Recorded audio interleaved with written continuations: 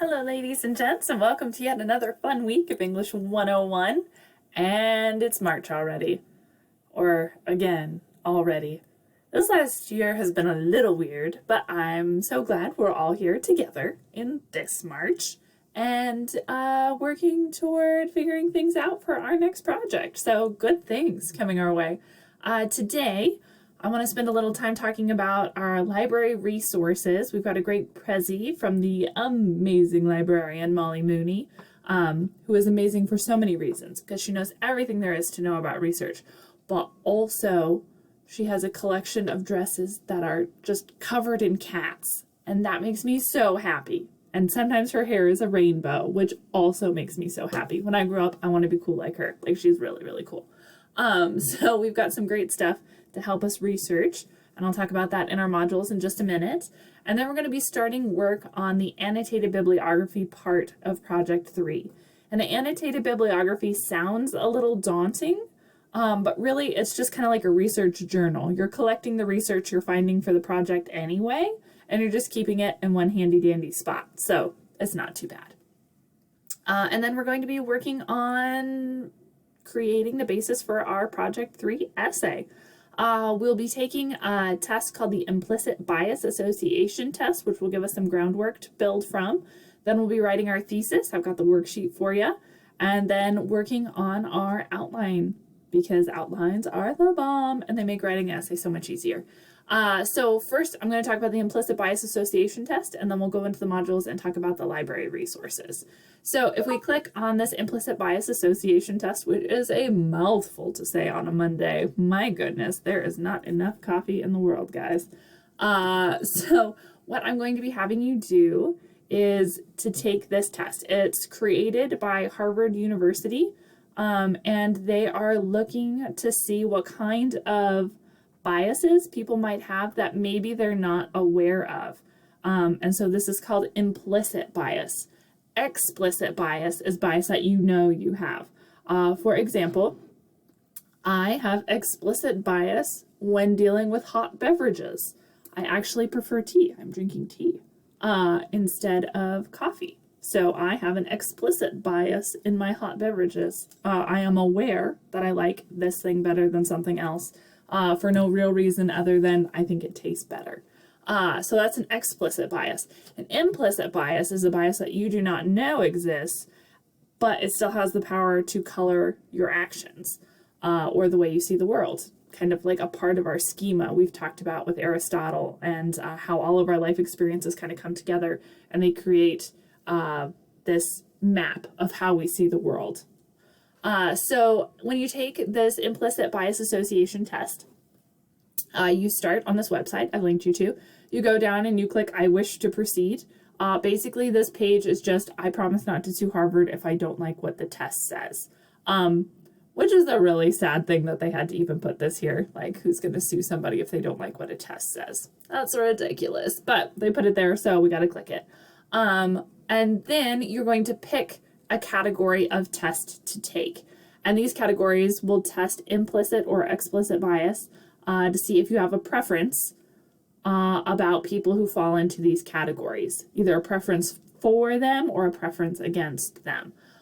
So you can choose almost any of these. Weight category, sexuality, disability, weapons, age, race. You can even look at specific races, Asian races, Arabic races. You can look at transgender people, light skin versus dark skin, religion, gender and science specifically. All of those you can pick. The only one I'm going to ask you to not do is the president's one, because it doesn't really match with our project we're doing right now. Might be interesting. You can take it for fun. But it doesn't match Project 3. All the other categories match Project 3 really well. The president's one is just like a little bit too specific to really give us a good read on what we need for Project 3. So take it in your own time, but don't take it for this assignment because it's not what we're looking for. You'll select your category, and then you will answer a couple questions, click through the questions, and then it's a rapid fire kind of test. So you put your hands on the keyboard, and you have to click numbers really, really, really fast, depending on what images you see The faster you click, apparently the more accurate the response. So it's like a race. See how fast you can do it. And then it will give you some readings after you're done with the test. What I am interested in is that final screen where it tells you what bias might exist, where you fall on that spectrum. I want you to take a screenshot of that. You're going to upload your screenshot to this assignment as well as the answers to a couple questions. So in a Word doc, I want you to put your screenshot there, and then I want you to answer the questions. Did the results surprise you? Why do you think this bias might exist? Did you know it existed? Do you agree that it exists? And now that you're aware that this test says it exists, are there any changes you might want to make? And how would one even go about changing our own biases? And you can refer back to some of our past readings to answer this final question if you want to. You are going to submit that Word doc assignment by midnight. It's not going to be on Monday. I'm going to update that because we know that's due on Wednesday. So that's the implicit bias association test. Very exciting stuff there. Actually kind of fun to take. So take as many as you want, but I just need one screenshot here for the assignment. Then we'll go into the modules tab because I want to walk us through. We're done with project 2. Yay. Walk us through what we have for project 3. We do have recorded lectures. Please watch both of these. I do try and keep my lectures short. I know it doesn't feel like it. But I do normally try and keep them under 15 minutes. But because this is such a big topic and I really wanted to give it the justice it deserves, it went a little long. So the first video is 15 minutes, the second video is like 5. So it's still not excessively long. It's not as long as you would have to sit in physical class and listen to me talk to you. So that's a bonus. Because you would eventually get tired of hearing this voice all the time. But listen to these 2 recorded lectures. They're going to set you up to be successful in Project 3. We've got some PowerPoints to help you out. Once again, we've got a case list you're going to be picking from for this project. And then I've got some helpful things for you here. So the Truth About Stereotypes article, just like with Project 1 and 2, I gave you an article I thought would really help you write your essay. This is an article that I think will really help you write Project 3. And then if you need just a little fun to loosen things up, because this is kind of a deep project, there's a hilarious Saturday Night musical song. It's awesome. Where they're making fun of how divided everyone is feeling right now. So they try to find super duper weird random things that bring us together. Like how everyone hates that beeping sound on a card reader machine when you leave your card in too long. And so we can all unite over the fact that we hate the beeping sound. So it's actually very funny. Watch it if you want to giggle.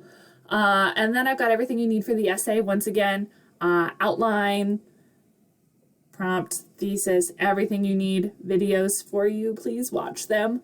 Here's the prompt, here's the outline, here's a worksheet for thesis statements. Highly recommend you do this. Some of you have already messaged me and asked if you can use credible sources on YouTube, if you find a video of the event or of interviews of people who were at the event. You can absolutely do that. You do, of course, need to cite it in MLA format. I've got a link for you on how to do that. And then our annotated bibliography, which you're working on this week. I have everything you need here. So check this out, how to find sources for Project 3 in your annotated bibliography. A video I made for you. It will save you so much time. So watch it. I know sometimes it feels like, oh, I'm wasting so much time watching this crazy lady talk and talk and talk. But actually, it will answer all the questions you have. It will show you step by step how to make the annotated bibliography, which will then get you a whole bunch of points. So it's definitely worth it. And then if you want to see the prompt and the sample for the annotated bibliography, those are both here as well. Do make sure to check those out. They will also help you be successful. And then finally, our library time. Here's a link to a Prezi from librarian Molly Mooney. She's amazing. Just click the little exporty button there because it doesn't like to open in here. And then click present. Yay! And click on through because she's got good stuff where she's going to tell you exactly how to use the library databases and how to be successful in finding exactly what you're looking for this particular essay. So check it out. Good stuff there. And that's in the modules tab. The final thing I want to call your attention to in the library folder is this link to live chat with a CBC librarian, because sometimes we have a hard time finding the thing we need for an essay. And we look and we look and we look and we've spent an hour online clicking through random keywords and we still don't have what we need. If that is you, chat with a librarian. It will save so much time. They're available 24/7, which is amazing. So if it's 2 a.m. and you're doing your homework, you can actually get some help, which is awesome. So do that. They're great. And then if you don't want to do that, you can email them. You can set up a Zoom meeting with them, which would be a great idea if you're really struggling, or you can call and leave them a message. So lots of ways to get help there. So please take advantage of this. The librarians are amazing. I still use them. Like, I have lots of degrees and lots of practice researching and writing. I teach the class, right? I should have lots of practice at it. But I still ask the librarians for help when I need to find something, because it will take them 5 minutes and it will take me an hour. So what is a better use of my time? 5 minutes, obviously. So I get in touch with the librarians to help me out. It's just a cost-benefit analysis sort of thing. So do reach out to them if you want help. That's what we're working on this week. We're building the groundwork for our third and final major project in the class. So check out the library stuff today. Get started finding research. For Project 3, begin writing your annotated bibliography. Take the implicit bias association test and start work on the outline and the thesis statement. Good things coming our way, guys. We do have a little bit more time on this project. It's not due until the 19th, but that does not mean we should write it on the 18th. You know, we know that. So we're going to be pacing ourselves. We will have a peer review next week. Your annotated bibliography is due on the 15th. Make sure you've got all your research done before you turn in your essay. So lots of checkpoints here to help us be successful and to help us to not fully procrastinate. Speaking as a semi-reformed procrastinator, procrastination was my jam, and I want to help you guys if it is also your jam, because it works sometimes and sometimes it really bites you in the keister. So just want to help you make sure that we're not putting things off until the very tiniest last minute. As always, if you have any questions, I'm here to help, guys. Have a great week and get started on those Project 3 essays.